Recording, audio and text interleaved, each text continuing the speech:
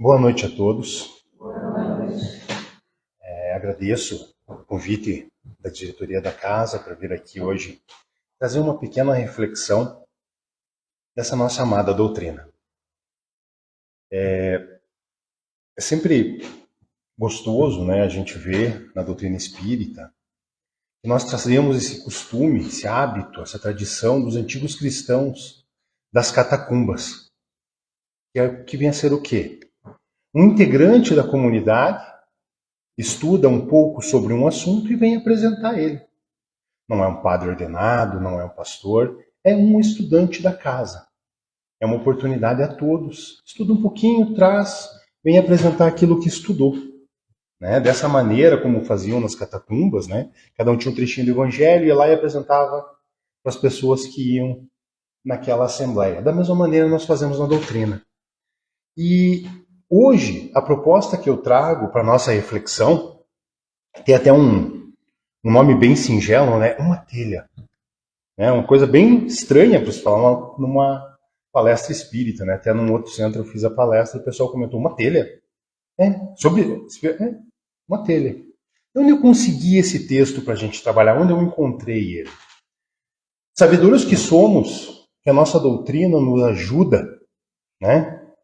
No crescimento pessoal de cada um de nós, a nossa evolução espiritual, individual, somando dessa maneira a evolução para a comunidade e fazendo o nosso mundo ficar melhor. Kardec nos trouxe, nos legou diversos livros com a doutrina, sendo 5 deles os nossos que nós chamamos de obras básicas, né? Que seria o Livro dos Espíritos, o Livro dos Médiuns, o Evangelho segundo o Espiritismo, o Céu e o Inferno, a Gênese. Teríamos também o que é o Espiritismo, né? Obras póstumas, viagens espíritas, e algumas vezes nós negligenciamos 135, vamos chamar de obras, que Kardec nos legou também, que são a Revista Espírita, que era um periódico mensal publicado por Kardec com ensinamentos enviados pelos espíritos. Foram mais ou menos, né, 135 números periódicos, era um por mês. Poucas páginas, uma revistinha. Mesmo com o que tem, né, tinha antigamente, hoje em dia nem tem mais, né? Seriam aqueles jornaizinhos periódicos que nós recebíamos. Essa era a Revista Espírita. Kardec recebia as comunicações e trabalhava elas, né, classificava e encaminhava através da Revista Espírita para os assinantes. Foram 4.568 páginas de comunicações que ele publicou. Aí a Federação Espírita Brasileira dividiu em 12 edições, né? Mas originalmente eram 135. E esse texto que eu trago para nós essa noite, para a nossa reflexão, é um texto da Revista Espírita de julho de 1862. E ele trazia o singelo título Uma Telha. Né? Foi encaminhado, né, da Sociedade Espírita de Paris pela médium senhora C. E o Espírito, eu vou lendo a mensagem, a gente vai tendo esse manancial de conhecimentos que ele traz para nós, né? E o Espírito começa assim. Lá no final eu vou contar quem é o Espírito que usa essa singeleza, né, de objeto, uma telha, para passar um ensinamento muito importante para nós. Então o Espírito começa assim. Um homem passa pela rua, uma telha lhe cai aos pés. E ele diz, que sorte! Um passo a mais e eu teria morrido. Em geral, é o único agradecimento que ele envia a Deus por ter escapado da telha, né? Entretanto, continua o Espírito, esse mesmo homem, pouco tempo depois, adoece e morre na cama. Porque foi preservado da telha para morrer alguns dias após, como toda a gente? Foi o acaso, dirá o incrédulo. Como ele mesmo disse, que sorte! Para que então lhe serviu escapar do primeiro incidente? Se sucumbiu ao segundo? Em todo caso, se a sorte o favoreceu, o favor não durou muito. O que a gente pode tirar de ensinamento desse pequeno trecho? Né? Muitas vezes a gente traz aquela questão, não, estava no destino dele morrer. Aquele clássico fatalismo, né? Destino marcado. Existe fatalismo segundo o Espiritismo? Existe destino escrito na pedra, segundo a doutrina espírita? Kardec pergunta, na questão 851, lá no capítulo 10º, né, nas leis morais, Kardec pergunta aos espíritos: haverá fatalidade nos acontecimentos da vida, conforme ao sentido que se dá a este vocábulo? Quer dizer, todos os acontecimentos são predeterminados? E, nesse caso, que venha a ser do livre-arbítrio? Essa foi a pergunta que Kardec fez. Ao que os espíritos superiores responderam: a fatalidade existe unicamente pela escolha que o espírito fez ao encarnar desta ou daquela prova para sofrer. Ou seja, é feito o planejamento e é escolhido essa prova. Essa ou aquela prova a cumprir. Então Deus não determina para nós. Muitas vezes a pessoa diz, não, Deus traçou o meu destino. Não. Nós escolhemos, antes de reencarnar, as provas necessárias para o nosso desenvolvimento enquanto encarnados. Escolhendo-a, instituiu para si uma espécie de destino. Uma espécie de destino. Que é a consequência mesma da posição em que vem a achar-se colocado. Ou seja, eu escolho onde eu vou estar e através daquilo ali eu vou tomar minhas decisões para chegar no cumprimento ou não do meu planejamento. Mesmo quando eu venho encarnado, eu tenho a opção de escolher seguir ou não, fazer ou não aquilo que eu tracei.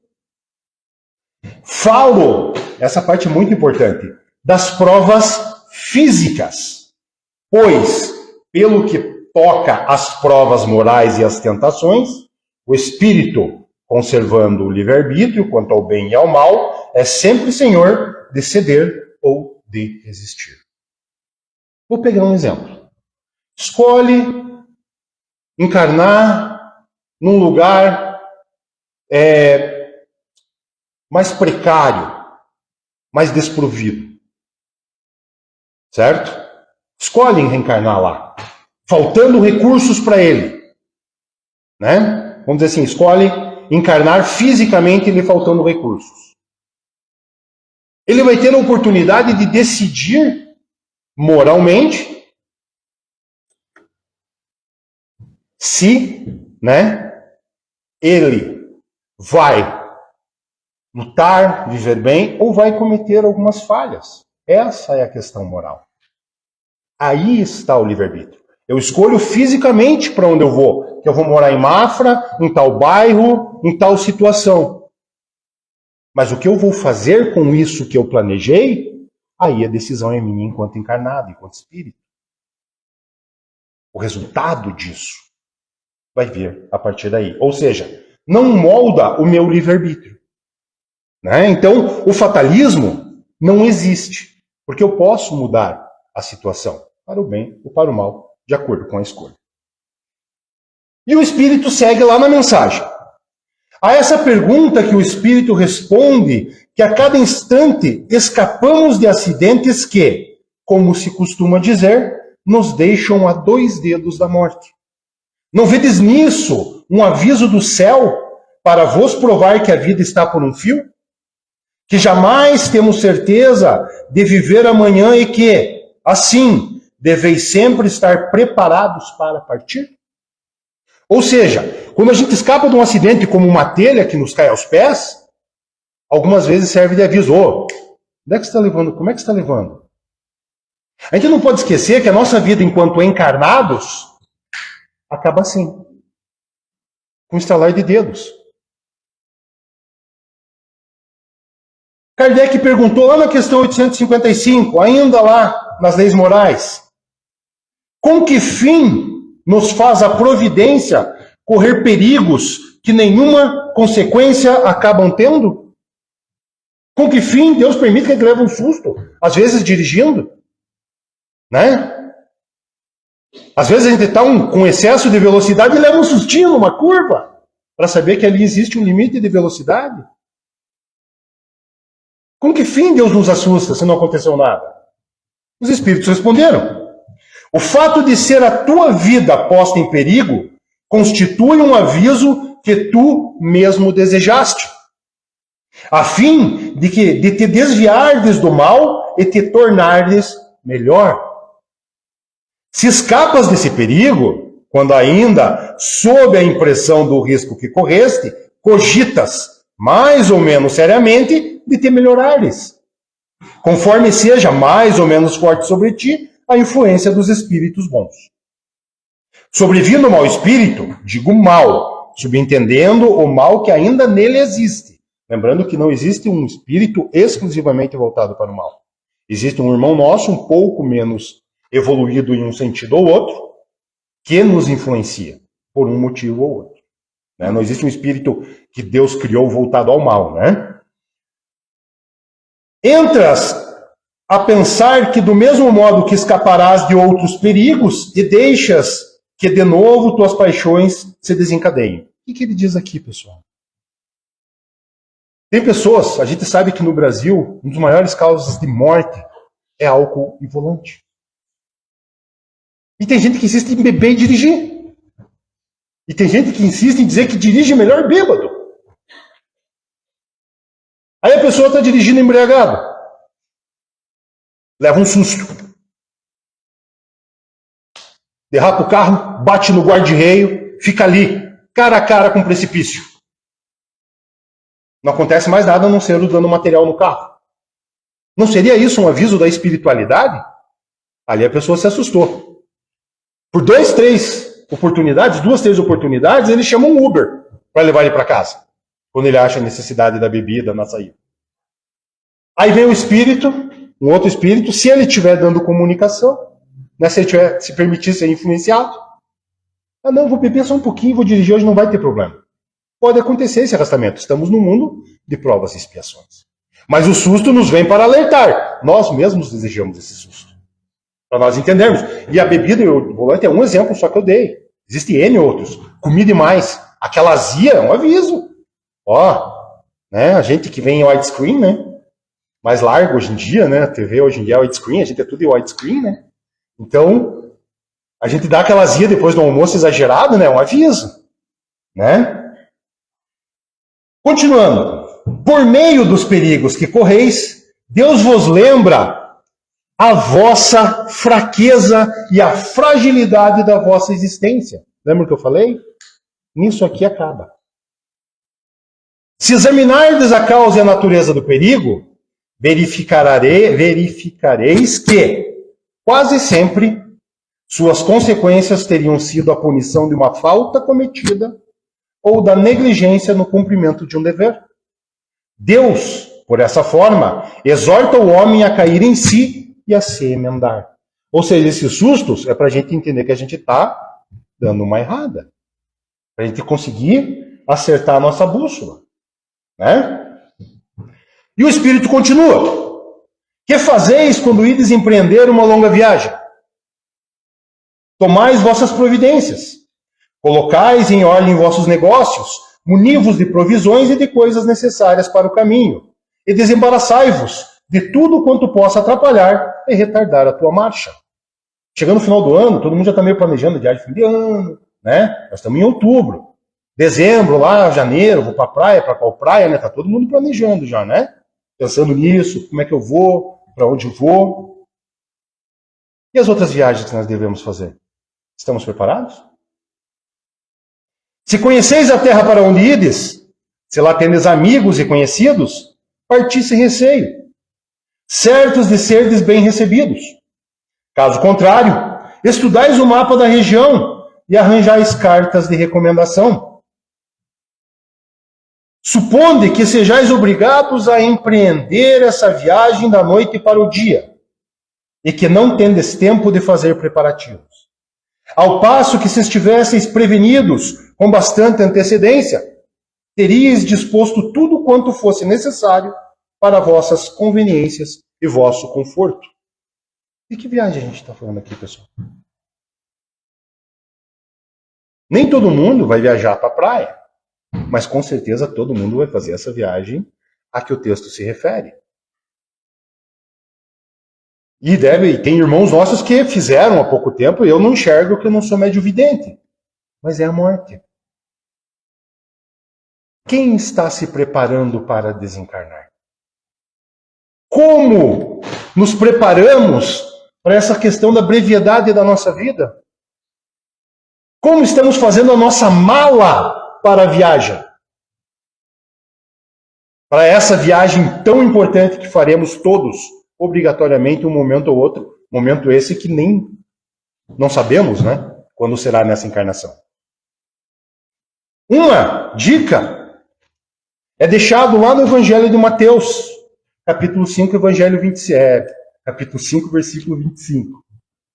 Sê benevolente depressa com teu adversário, enquanto estás no caminho com ele, para que o adversário não te entregue ao juiz, e o juiz te entregue ao oficial, e sejas lançado na prisão. O que é isso, pessoal? Jesus nos disse, de uma maneira mais simples, concilia-te a caminho. Enquanto estamos aqui, às vezes temos aquele desafeto que nós acabamos, né? Talvez um pequeno esforço a gente consiga se acertar com ele. Um parente difícil, um colega de trabalho, um conhecido. Por que aqui? Por que caminho aqui encarnado? Porque aqui nós não lembramos daquilo que aconteceu antes, nas vidas anteriores. As falhas que nós cometemos com ele e ele cometeu conosco. Então é mais fácil nos acertarmos aqui, enquanto estamos a caminho. Esse é um primeiro momento, primeiro movimento para preparar a mala para essa viagem que todos nós teremos que fazer. E o Espírito continua. Então, todos os dias estáis expostos a empreender a maior, a mais importante das viagens, a que deveis fazer inevitavelmente. Contudo, não pensais nisso mais do que se tivesseis que viver perpetuamente na terra. Espíritas, sabeis que os preparativos a fazer para essa grande viagem, que tem para vós consequências muito mais importantes que todas as que empreendeis aqui na terra. Porque da maneira que ela se realizar, depende a vossa felicidade futura.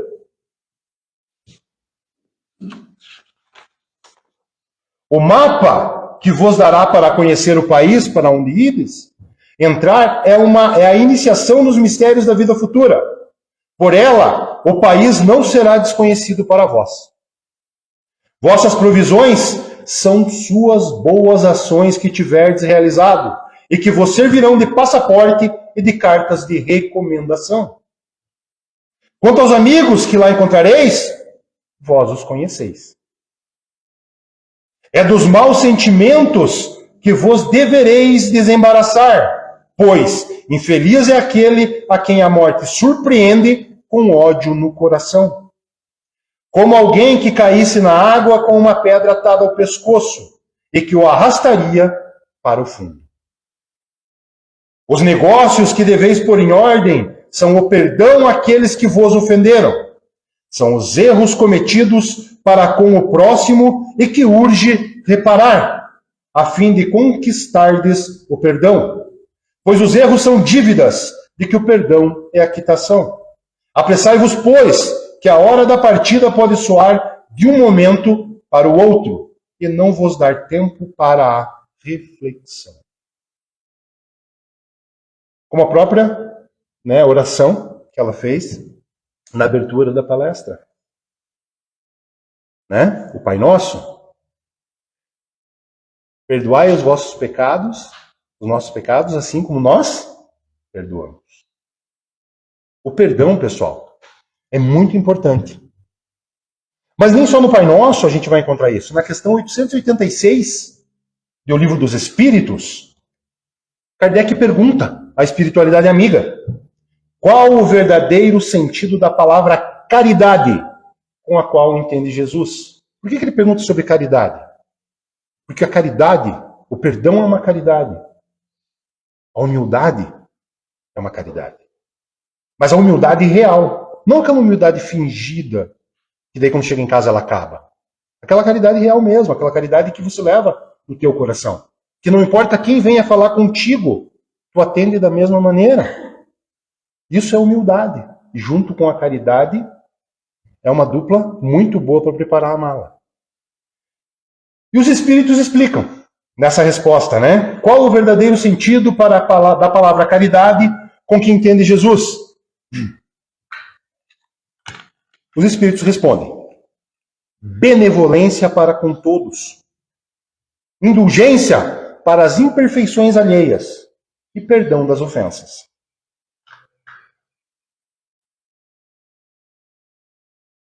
Quem trabalha com evangelização já lembrou da sigla, né? O BIP. Né? Sendo benevolência, quando demonstramos bondade ou boa vontade em relação às outras pessoas, altruísmo e empatia. Empatia, que é algo que está faltando tanto hoje. Né? O que vem a ser empatia, pessoal? Né? Se colocar no lugar do outro. Certo? Mas será que é só isso? Será que é só eu me colocar na situação do outro? Eu ouvi uma palestra um tempo atrás, onde o palestrante falou o seguinte: você não deve só se colocar no lugar do outro. Você deve tentar olhar com os olhos dele e usar o sapato que ele usa. Para saber onde aperta. Porque de nada adianta eu me colocar no lugar daquela pessoa e continuar olhando como se fosse eu mesmo. Como eu faria no lugar dela. Não, eu tenho que pensar como ela faria e o porquê ela faz. Nós temos que entender que a nossa régua, via de regra, só serve para a gente. Nós não podemos querer que os outros façam o que a gente quer que eles façam. Porque nós não sabemos o que aquela pessoa tem para trabalhar, para fazer. Nós não podemos forçar ela a fazer o que nós queremos que ela faça, porque a gente não sabe se ela pode. Se ela consegue, né? Indulgência. Quando sabemos apreciar os atos do outro, compreendemos suas faltas, não julgamos as ações do próximo. Aqui quando ele coloca apreciar a ação do outro, os atos, não é apreciar, né, do sentido, e sim olhar, entender aquilo que a gente está olhando. Por que a pessoa fez aquilo? Por que ela cometeu aquele ato? O que levou ela a fazê-lo? Quando a gente tenta entender, isso é um sinal de empatia. De indulgência, porque a gente tenta entender aquela pessoa. Não é só dizer, não, ela fez, não, né?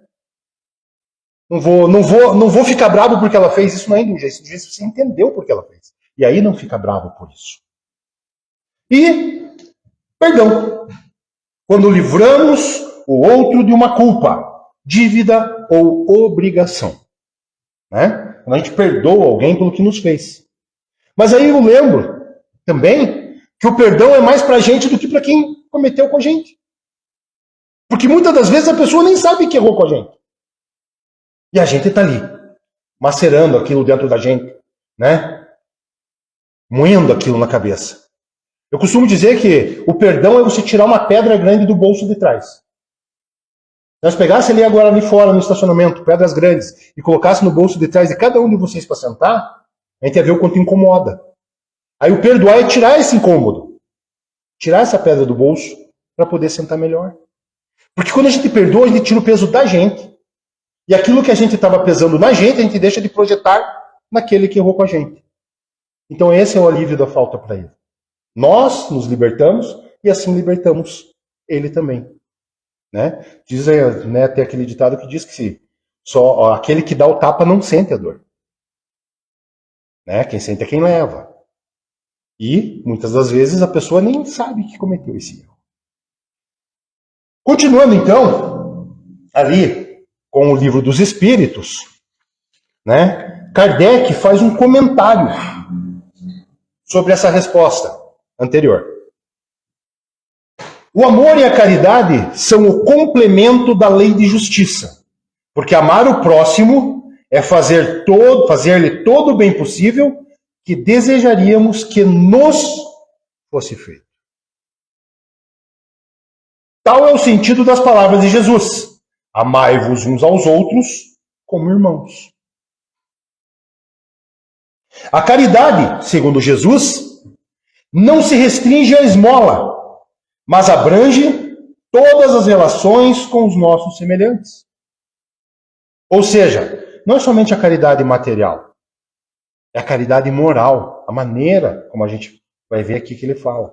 Mas é claro que nós devemos auxiliar nossos irmãos que têm a necessidade física, de alimentação, muitas das vezes, de um amparo material, para que através desse amparo que ele receba, ele possa galgar os degraus necessários para a evolução espiritual dele.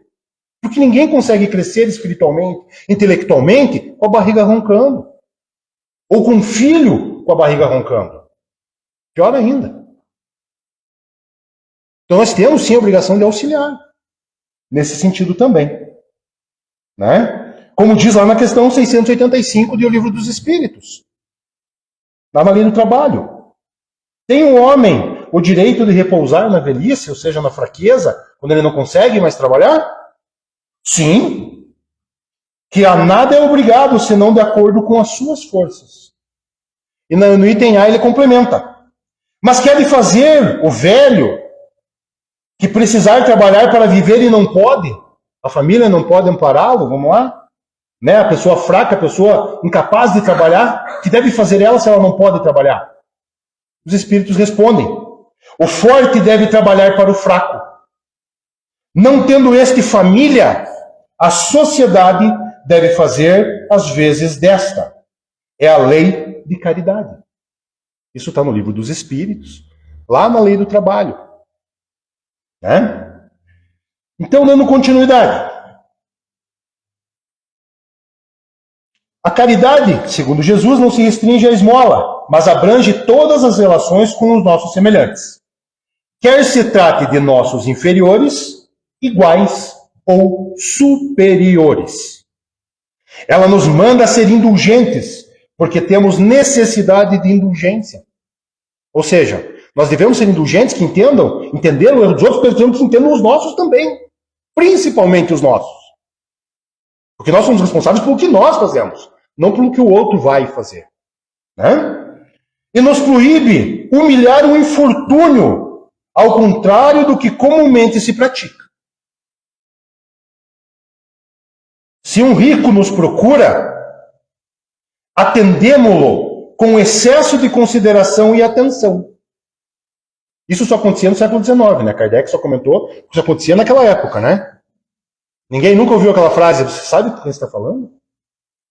Eu sempre me lembro do Sérgio Cortella, né? Aquele filósofo, né? Professor da PUC lá. Quando ele diz assim, quando alguém chega para mim e diz assim, você sabe o que você está falando? A primeira resposta dele é, você tem tempo? Porque ele faz toda uma digressão imensa. Mas a gente pode resumir da seguinte maneira. Você é o subtreco do subtroço. Ou seja, nós somos um espírito encarnado num pequeno planetinha, no canto de uma pequena galáxia, entre bilhares de outras galáxias, com bilhares de outras estrelas, com bilhares de outros espíritos. Certo? Mas Kardec vai trazendo para a nossa esfera pessoal aqui, né? Ele diz aqui, ó, se um rico nos procura, atendemos-lo com excesso de consideração e atenção. Mas, se é um pobre, parece que não nos devemos incomodar com ele. Isso só acontecia no século XIX, né? Quando chegou uma pessoa humilde no recinto, né, o mesmo atendimento. Né, não tem prerrogativa para furar de fila, para se achar no direito, né? Nunca, isso não tem na nossa sociedade hoje.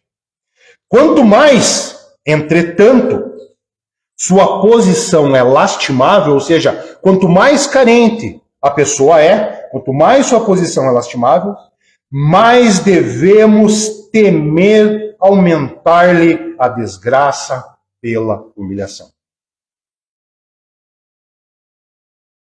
O homem verdadeiramente bom procura elevar os inferiores aos seus próprios olhos, diminuindo a distância entre ambos.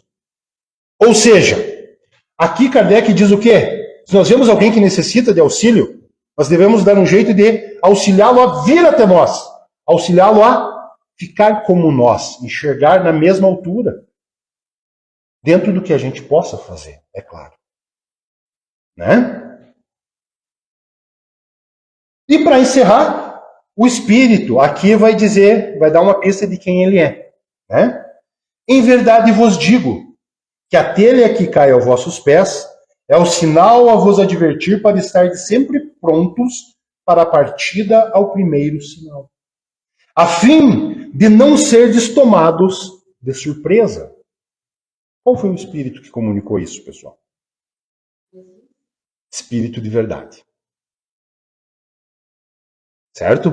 Então isso, uma coisa singela como uma telha, vem uma mensagem, uma lição desse tamanho para nós. Estejamos preparados, como estamos levando o nosso dia a dia, como estamos preparando a nossa mala para o desencarne. Porque ninguém vai escapar. O que a gente não sabe é quando. Né? E para encerrar, então, a explanação da noite de hoje, eu vou fazer parafrasear o Chico. Não podemos fazer um novo ontem, mas podemos melhorar o amanhã. Muito obrigado, pessoal. Agradeço a atenção. Devolvo a palavra.